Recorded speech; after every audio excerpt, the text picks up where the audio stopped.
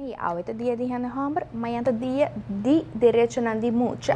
Em conexão com o Dia Internacional de Direito na de mucha, Centro de Barrio Praia para voltar a organizar um acostumado evento anual dedicado a nós mucha. Aqui, esta manhã, dia 20 de novembro, nós estamos celebrando o Dia de Mucha, mas também Dia Internacional de Direito de Mucha.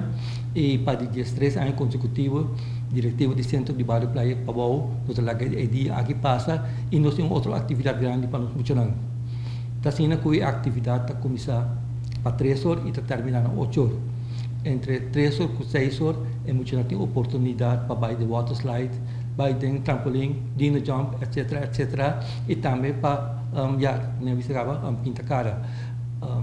Assim também de 5 a 6 horas, nós também temos grupo de muitos também, os talentosos, que estão presentes no Centro de Barrio Praia Pabau. E de 6 para 8, nós estamos seguindo com o programa, nós temos show de jovem para jovem, nós temos atuação de finalista de Vostilândia e também grupo de baile Kids to Kids. De igual maneira, todo ano evento aqui está completamente grátis para turnos muchanan. E para mês 5 sem mucha, lo recebi regalito, acerta guapo quando queda for.